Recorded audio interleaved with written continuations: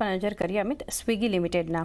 કારણ કે જે રીતે આજે કંપની માટે સમાચાર તો છે, રેપિડોમાં કંપની હિસ્સો વેચશે અને અપડેટ છે, એક ઓવરઓલ ફંડામેન્ટલ એક્સપર્ટ જોડાશે ત્યારે આપણે ચર્ચા કરીશું. પરંતુ અગર સેટઅપ જોઈએ, ગઈકાલનું સેશન અગર જોઈએ સ્વિગી માટે અમિત, તો કોઈ વધારે એક્શન નથી. જે લેવલ્સ પર ઓપનિંગ હતું એની આસપાસ જ આપણે ક્લોઝિંગ પણ બતાવ્યું છે.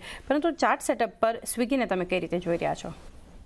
ઓવરઓલ જે હિસાબથી આપણે જોઈએ તો જે ફ્રેશ બ્રેકઆઉટ એમાં વીકલી શિફ્ટિંગ આપણને કાઉન્ટરને જે જોવા મળે છે 465 ના ઉપર જોવા મળે છે. 465 ના ઉપર જેમાં કાઉન્ટર નીકળે છે ત્યારબાદ સારો એક શિફ્ટિંગ થતા આપણને પોઝિશન અપસાઇડમાં જોવા મળશે, જે રેન્જની આપણે વાત કરી રહ્યા છે. તો કરન્ટલી જેમ 465 ના ઉપર નીકળે છે તો અપસાઇડની રેન્જ જે ઓપન થતા એનાથી જોવા મળશે એ ડાયરેક્ટ લેનથી 460 થી 530 ની રેન્જ ઓપન થતા આપણને જોવા મળશે.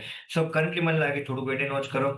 ઓપન થયા બાદ જે હિસાબથી આ ન્યૂઝ આવી છે એ કેવી રીતે રિફ્લેક્ટ થાય છે પ્રી ઓપનમાં, એ હિસાબથી આઈડિયા આવશે એનાથી કે એનાથી ગેપ ઓપન થાય છે, ગેપ ડાઉન ઓપન થાય છે. ત્યારબાદ અગર 465 ના ઉપર કાઉન્ટર સ્ટેબલ રહે છે તો ડેફિનેટલી લોંગની પોઝિશન ક્રિએટ કરવાની સલાહ રહેશે 530 ના ટાર્ગેટ્સ માટે. બટ જ્યાં સુધી 465 ના ઉપર જતો નથી ત્યાં સુધી હું કહીશ કે વેટ એન્ડ વોચ કરવાની સલાહ રહેશે.